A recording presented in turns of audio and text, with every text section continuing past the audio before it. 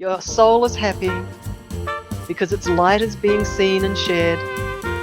Your knowledge, your bright love and light is being shared. The soul wants to share its light.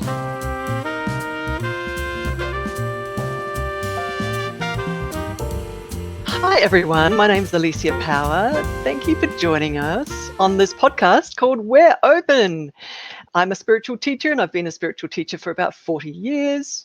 Long time in my spiritual journey, and joining me today is my dear friend, my longtime friend, Claudine Grimwood, who is early in her learning curve around spirituality, and she's so passionate about learning, and it's such a joy to have her with me today. Just going to bring her in. Hello, Claudine. Alicia. Hello. Such a joy, honestly. It's such a joy for us to hang out together and just explore these subjects together. And these questions that people are sending in, and they're all really, really important questions. And that's what this podcast is about, just to have a little bit of fun and just to bring these questions forward and kind of look at them and let maybe my spirit guides talk a little bit about them, and you talk about what you feel about these questions. So how should we start? Which question should we choose to start with? I've got another really good question today for you. This one's from Nancy. Nancy asks, what is my soul's purpose for being here? I keep asking. So thank you, Nancy. Yes. What is my soul's purpose for being here? Gosh, it's such a huge question. It's a loaded question, isn't it? I know. What comes to mind for you, Claudine, when somebody says something like that to you? What is my soul's purpose for being here? Because a lot of people talk about life purpose and being on track with their life purpose. But this wonderful person, Nancy, is asking soul's purpose. What comes up for you? It's interesting because I guess I often think of both the same, life and soul. So, and I think that question to me, it evolves as I get older. And I'm sort of at this stage feeling that I'm here to learn. I'm seeking, learn about spiritual development and pass on the knowledge, help others. I'm here to help my family.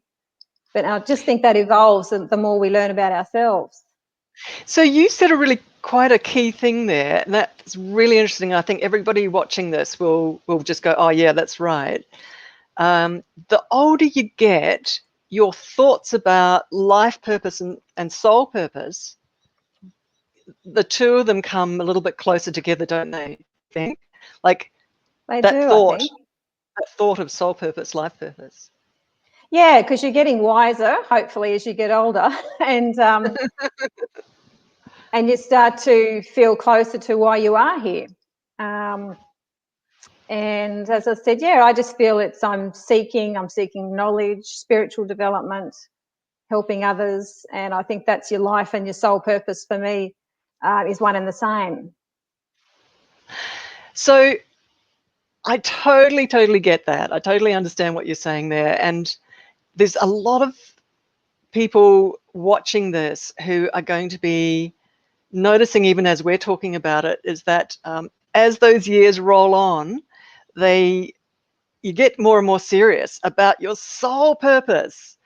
And even the fact that you are a soul in this physical human life, or even having a question about that. And some people might even be thinking, what's the difference between a life purpose and a soul purpose? Isn't that, to me, that's a really fun question. It's a really is it splitting hairs? Are we kind of talking about the same thing kind of thing? It is. It is. I guess, I guess to ask you, is there a difference? And what I would do is just straight away go to my spirit guides, who I chat to really easily in my mind and have for a long time, many decades. So they're saying there's a huge difference. That's just really quick. Yeah, they're saying just really quickly, they're saying that the human personality self has got a lot of passions, it's got a lot of drive, sometimes has a lot of motivation. So they're making a difference between the human personality self and the soul. And they're saying actually there's really quite a few different drivers, meaning quite a few different motivations around what the soul's motivation is and what the human motivation is Right. for life and for what you do in life. My spirit guides are saying that the human you, if we're going to get a little bit psychic and woo-woo here, the human you is connected to its genetic heritage. So your grandfather, your great-grandmother, what their passions were can sometimes come through your genetics. Like Absolutely. people can become doctors, medical doctors, because they've got this genetic heritage from, or teachers, or whatever passion people from your physical ancestry. You know, it can get brought through. It's really fascinating. Like people, we all know that sometimes somebody like 3 generations down can look like the spitting image of, you know, of Someone somebody from in, way back. yeah. And so the same thing with feelings. Interestingly, the DNA brings through passions and feelings and sometimes even actually traumas, you know, that actually impacted Mm. somebody like way back Yes. in your ancestral line, you know, in your genetics. So my spirit guides are saying it's so fascinating that in your life you can be really drawn to be an artist or drawn to be a musician or drawn to be in the medical field or, you know, who knows, or research, or just the way that the brain worked for somebody in your ancestry can kick in for you in this lifetime. So that is interesting. So that's a really big distinction around your feelings of what's driving you and what your passion focuses are, right? And then there's the soul, and my spirit guides are saying that the soul has got, it's like oil and water, almost completely different, can have very different drives and very different, sort of a different setup, a different design. And they're also telling me that the soul, because I work with the worlds of spirit and, you know, work professionally as a psychic, I'm very aware that we are a soul and that our soul moves in and out of human incarnations, in and out of like human lifetimes. So they're just saying right now that the soul grab hold of patterns of what it had experienced in other human lives. So you've got this thing of the human patterns, of the human ancestry, and then you've got your soul ancestry, which is really interesting, right? So 2 different energies that are playing in together in this lifetime. So what do we So, do? Do so we interesting. align those 2 energies up, Alicia? Well, it's a fascinating mix, and all of us play with this. Like we've just been watching the tennis, the Australian Open, and Yeah. and just that kind of incredible commitment that those guys and those people have got, those men and women have got, to show up on that world stage and to reveal, you know, they leave everything on the field. So my spirit guides are saying that it's a little bit like that when we show up in a human lifetime, where we've got all of these different mixes of, like, being an artist of all these different colors, all these different mixes of energies that we can grab from and bring in. And this conversation is actually quite useful, I think, for a lot of people watching this, because they don't even know that they've got that grab bag, if you like. They don't know that they've got that palette of different colors, options, which come from their soul, some come from their human passions. They've never considered that their soul might have quite specific passions, you know, and that has an agenda or wants to do something. Um, So what they're saying is, and what your question is, you know, how do we do it? How do we bring it together? How do we bring it and step forward and move forward with it? That my spirit guides are saying that it is just about, some people in personal development talk about, and I know you know about this, like actioning, and don't they, Claudine? They just go, just start, just act, just create something, because Exactly. put your first foot forward. Just move. Get off base one, and just Yeah, start. Because then it's a bit like on a sailing boat. You just tack to get to where you're going. You just correct off. But the momentum, the forward motion is important. And my spirit guides are saying that's what it's like when somebody is getting a little bit older. Like, for example, my soul mission kicked in, I think, when I was about 18. wow. Really early. Yeah. But then I corrected off when I was about 40, like huge different change of energy. I started to chat to my spirit guides and went full time in energy healing and being a professional psychic So or did you know at spiritual healer. 18 what your soul purpose was? No, I didn't. Um, but you know what I was doing? I was actioning, and I was what they call falling forward, not failing forward. I was just moving Right. forward. I was really driven, first of all, to learn to meditate at 18. Like, I wanted to dive into the inner worlds. I had not connected with the worlds of spirit until I was about 40. And Right. is it 40 or 30? No, I'm sorry, 30, not 40, 30. When I was 30. So I connected with the worlds of spirit around about when I was 30 years of age. And but at 18, I was already jumping into deep spirituality and meditation practices and huge commitment, like really going deep into that. Yes. So you're on that path. On that path. And in a way, you could say that was an aspect of my soul purpose, because I wanted to sort of blow open that connection to God source. I wanted to really like rip it open so I could really have that highway to God source. That was pretty well much the truth at the age of 18, which is so Wow. interesting. I know. But the whole going into service, I was already giving spiritual discourses at the age of about 20, 21. But at the age of 30, I completely changed and went into a whole different sort of design, which was chatting directly with the worlds of spirit and doing energy healing and offering the support of the worlds of spirit to individuals, my clients. Right. So which was a completely different So you think way. that was your soul directing you which way to go? Yeah.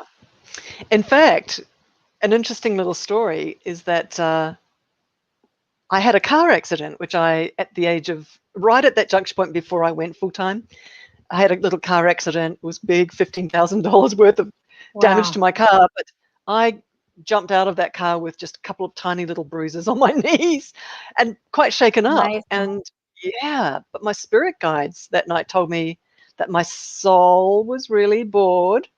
And they said, stop trying to kill yourself because your soul is bored. Did I know that? No, I didn't know that. That was a wake-up call. That was such a wake-up call. That was like new information for me. I didn't know. And they said, you've got to, because I'd started the journey of starting to chat to my spirit guides then.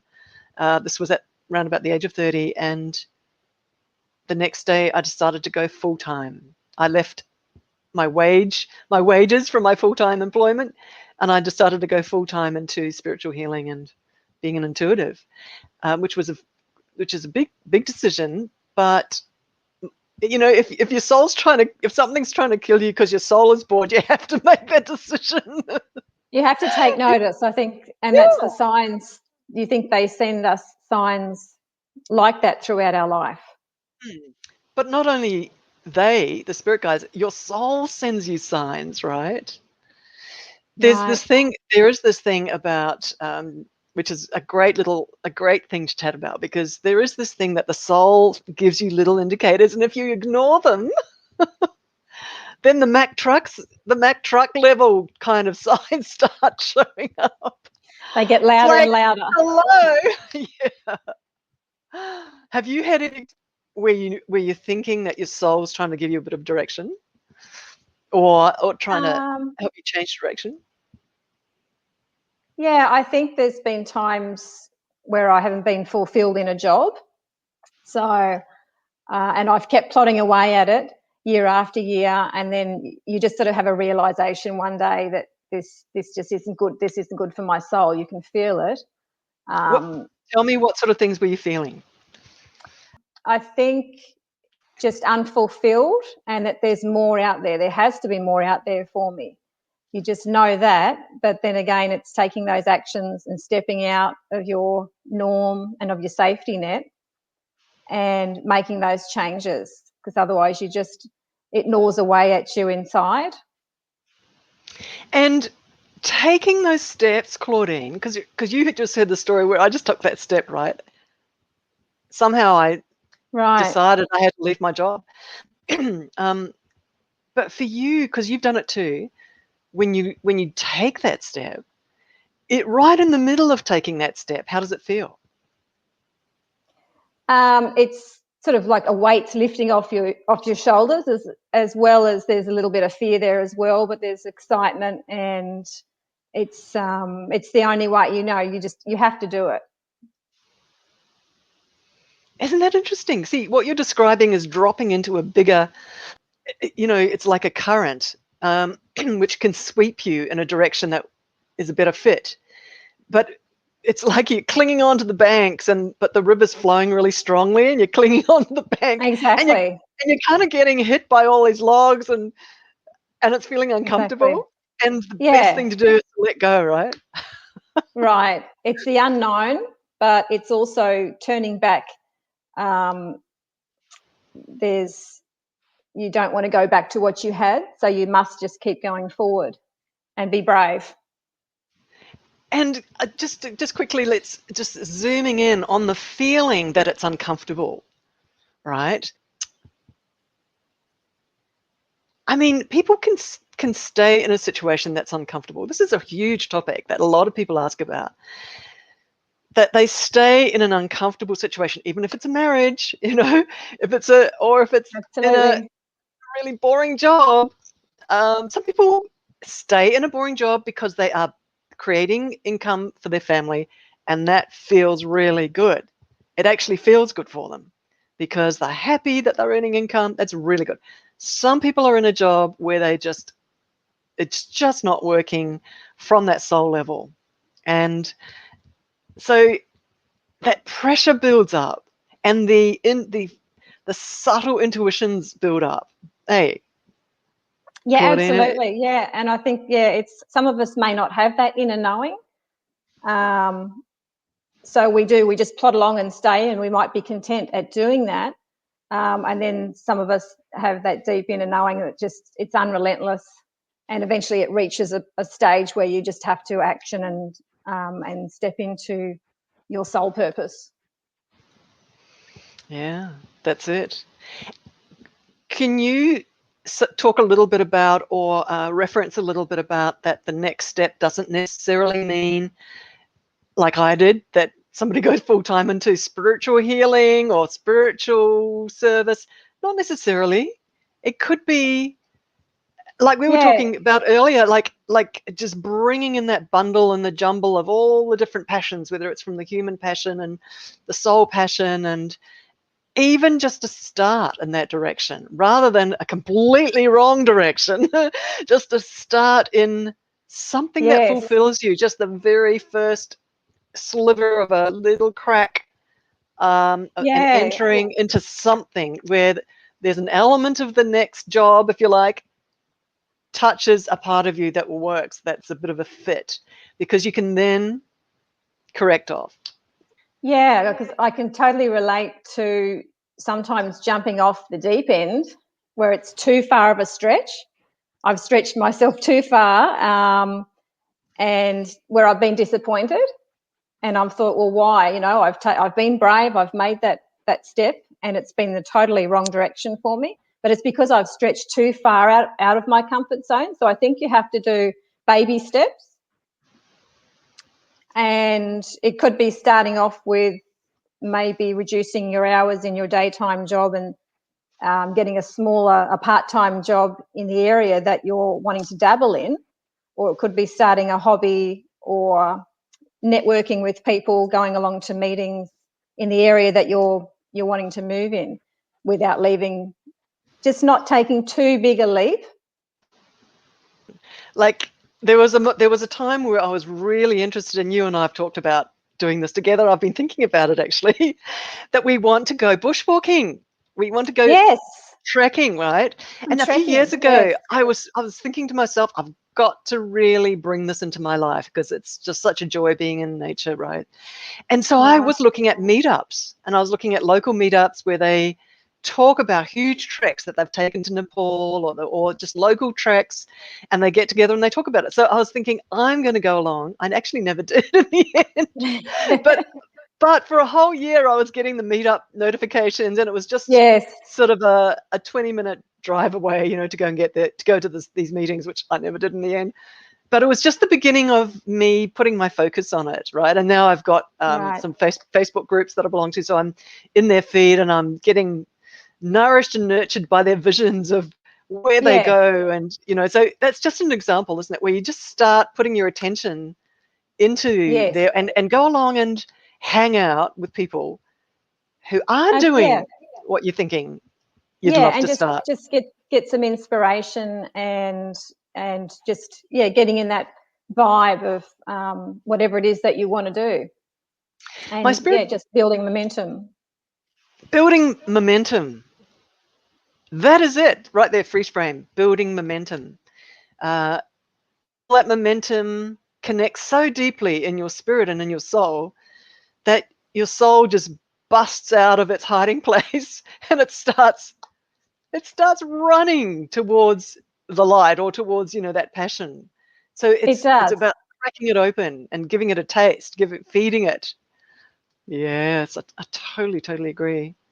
You and I have been talking a little bit about people stuck in jobs or something that are completely boring, and you're talking about just taking small steps and just beginning, and we're talking about feeding the soul, nourishing the soul with something that, like some incredible hobby maybe, or something that's comes in even from childhood. Like, what did you love doing in childhood? Did you love to draw, or did you love making clothes, or who knows what, or painting, or Yeah, yeah, or singing, or yeah, writing. Yeah, yeah, something that that child was just naturally drawn to. That's such a huge thing.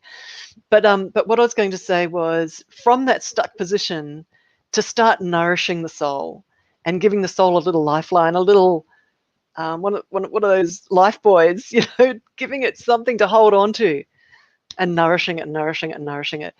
Now, I just want to flick quickly to soul purpose, because it's just a little bit of a slightly nuanced, deeper look into that. And what we were talking about just before also was that it is a bit like oil and water. There's the human with all its passions, and then there's the soul with its, can you believe it? It's actually got individual and unique passions quite separate to the human, which is new information for a lot of people, by the way. that So is. It's amazing. it is completely. And we talked about in our first podcast doing lots of journaling and writing, and how that's a way to sort of blow open your mind and let your mind come out on paper, and where you start getting hints, even from your own self as you're writing, of what you're yearning for, what you most love. Even in a gratitude list of gratitudes, you start noticing what you most love. And in the writing of that and journaling of it, oh my God, your soul can start to speak through the journaling. And you start having these light bulbs of, why aren't I giving myself this thing a little bit more, or whatever it is that you're noticing that you particularly love, got a particular passion for. That's one thing about letting your soul trickle through into this physical lifetime, to give it a bit of a voice by writing. You could, some people, what you could do is a little bit of a bit of a tip here.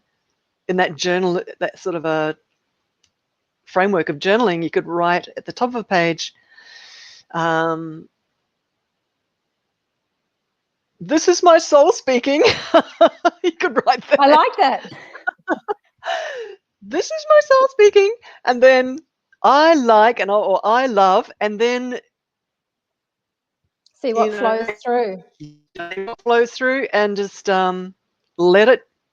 It's like, and you can even pretend you're a 2-year-old. I quite often say this, just pretend you're a 2-year-old where you don't know what it wants to write, and just in innocence, just start writing. This is my soul speaking, and it wants to write some things. And that's an incredibly beautiful moment of going, okay, I just want, see, some people don't understand that it's actually quite a simple process to suspend your logic and to let different parts of you, different aspects of you have a voice and get them to talk on paper, get them to prompt you what they want to say, you know? Yeah, I love what you said, suspend logic, because our logic really does get in the way of some of our soul purpose. It so does. It's so trained. It's so tight. It's so in control. It's so wanting not to step out, as you said, past your Out of the safety zone. norm. Yeah. Yeah, It's like absolutely. afraid. And so the logic just goes, no, if I did that, that would happen. No, if I did that, that would happen. So it just stops and keeps you stuck. And so this whole process that you and I talked about last time, the the journaling and writing Yes. is a fantastic way. No one's going to read it. It's just for you. It's a fantastic way to let go of that kind of critical adult logical mind that just goes, no, no, no, no, no, no, no, and go, hey, I'm going to put you up on a shelf. Go away. And I'm just going to play. I'm going to be a 2-year-old and I'm going to have fun. So what happens then is bigger parts of you, the logic's just 10%, right, of your mind. Huge, big parts of you can start to talk on paper. Okay, so Yeah. really, really important. Yeah, because we don't tap into the rest of, to our full potential, I don't think. So it's one tool. It's just one little thing about the soul purpose. And what we're trying to do here is find a way, because as I was saying, there's the human you and then there's the soul. People don't realize that it's actually quite separate. And I'm saying that because I had that experience of having that car accident, and it's like, stop trying to kill yourself because your soul's bored. Did I know that? No, I didn't. So so the soul's got an agenda. It's knocking on the door and it's saying, Yeah. when I come in, I want to play in this lifetime. I want to have a few things happen in this lifetime. And I think you, I don't know if it was you, but or someone made a comment that are they quite simple things, in terms of what the soul's purpose is? Are they simple? Are they just being happy or just serving someone in front of you that day, each day, or just feeling love? Are they quite simple things like that? And this is, so I guess this is a key moment in this whole conversation is soul purpose. What is it? And how can you have that happening in your life? And I do want to say that that is true.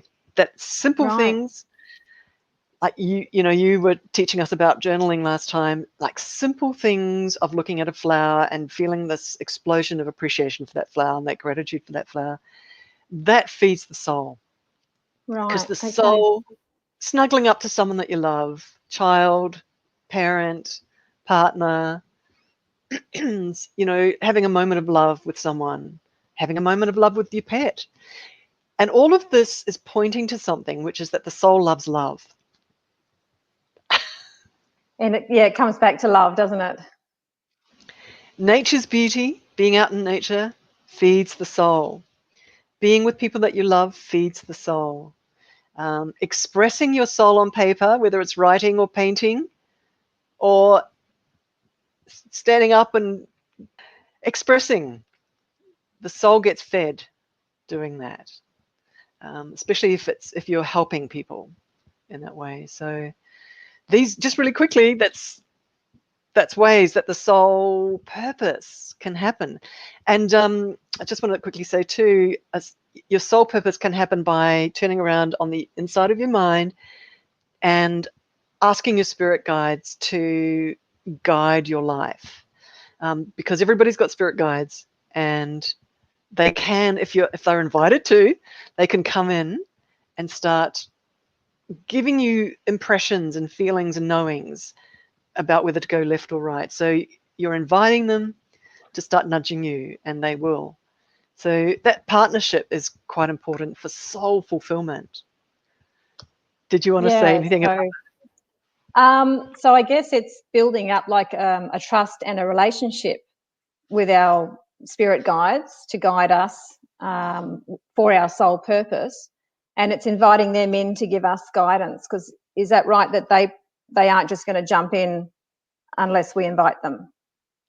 they, great question, because I've been chatting with them for many decades. And one of the reasons I'm even pausing on that is because the appropriateness of how a spirit guide supports you is a big question with them, because they have to honor your free will, and they, like the big all powerful genie, they will stand back until you turn around and ask them for help.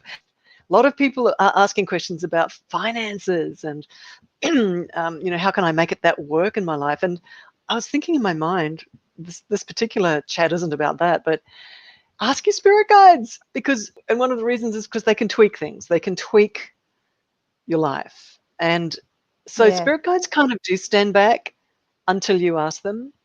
Um, but if you regularly ask them, and if you regularly make it a decisive part of your everyday, how every day can be journaling, but also every day could be spending 2 minutes turning around in your mind and saying to your spirit guide, can you help me with this day, so that somewhere in this day I have a huge joy, so that feeds my soul. And that could just be a start of just the way that you instruct your spirit guides like a genie. You got to instruct them.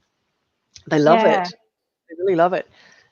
So, and it gives them permission to guide, and it gives them permission to really gently. And I laugh because I chat so much to them that how gentle can they be when they nudge? Like, should it be like really strong so that you notice it, or should it be really gentle so you don't notice that it's them and that you think it's you?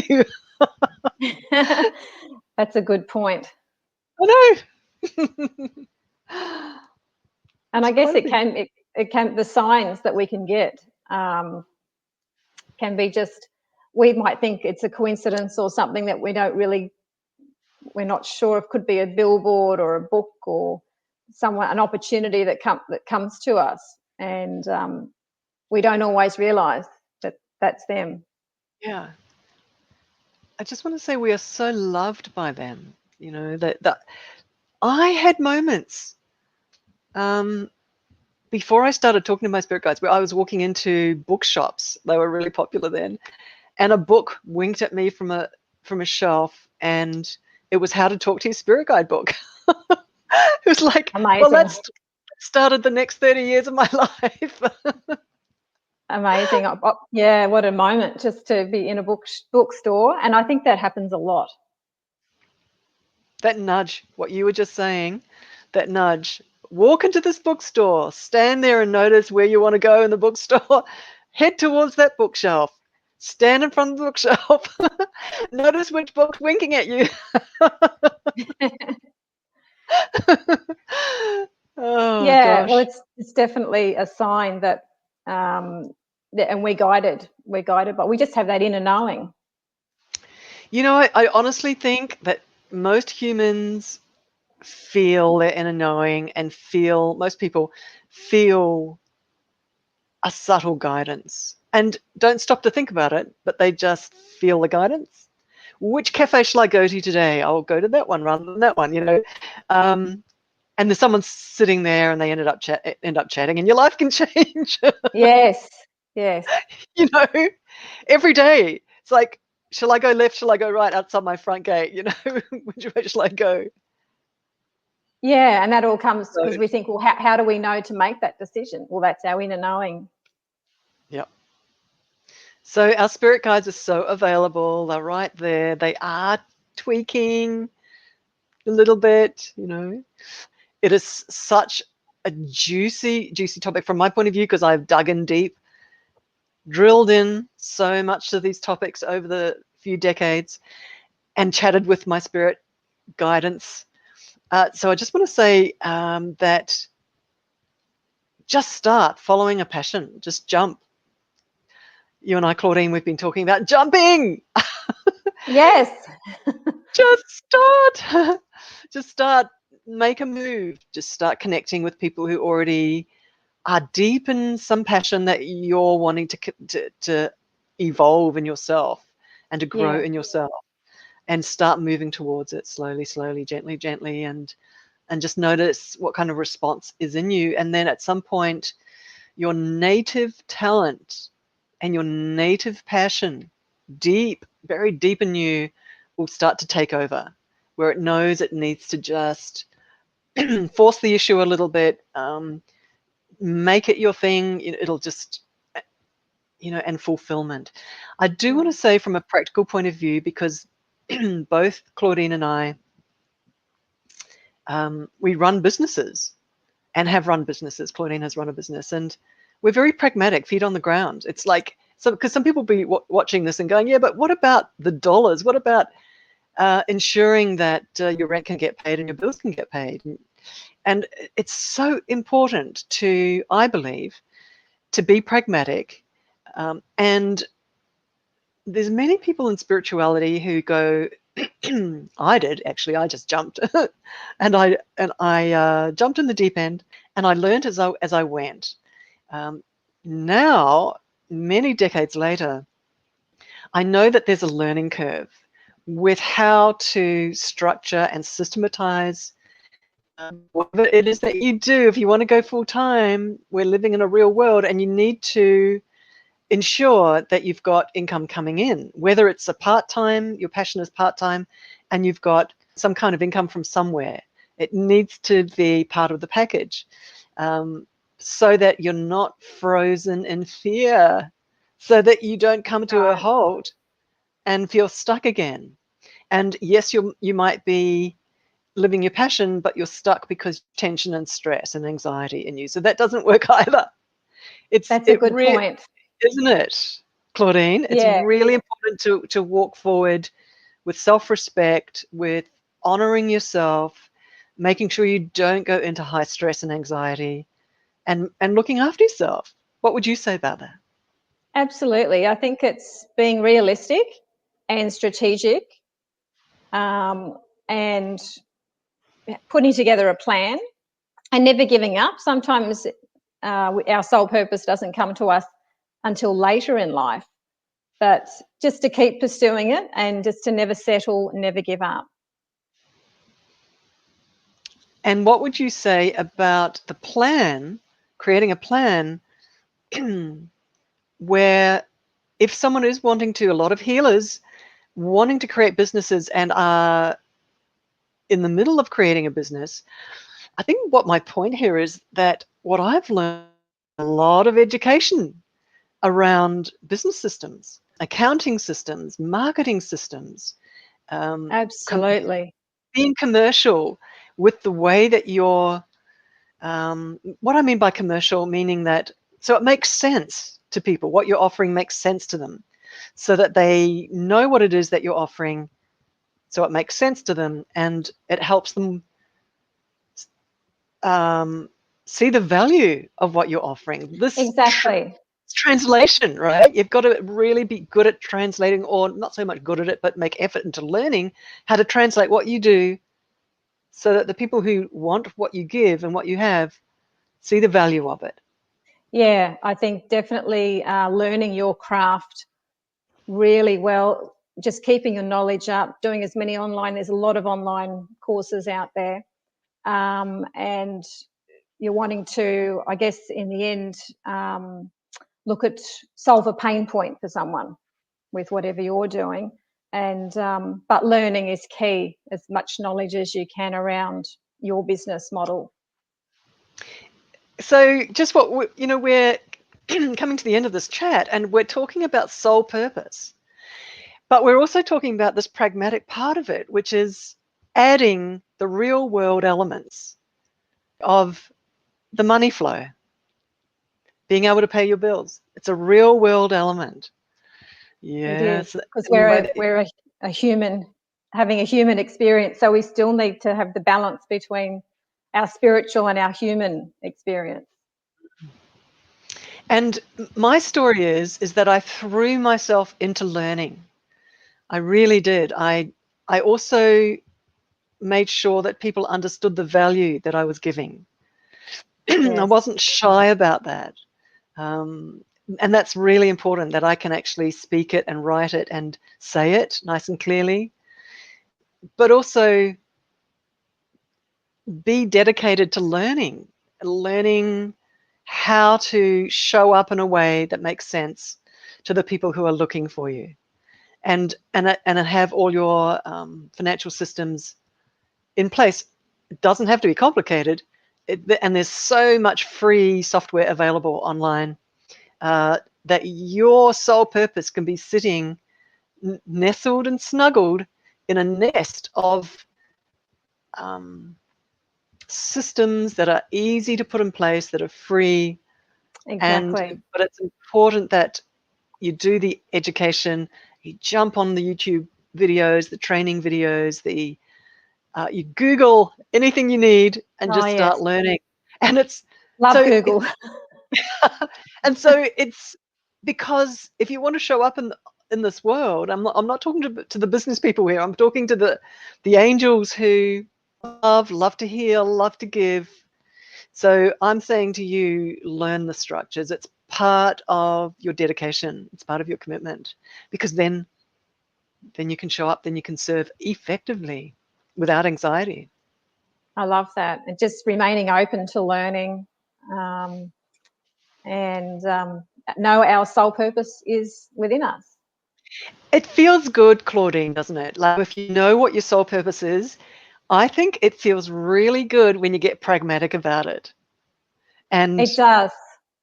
you know, and actually get Yeah. real world pragmatic, because you do want to put it into the world. You don't want to just hold it onto yourself in a way. I mean, I talk about just being in your lounge room and feeling love, and I do talk about that.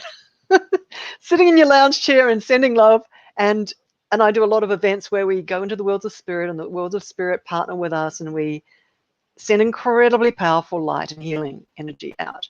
I'm talking to those of you who might be watching this, who actually do want to present yourselves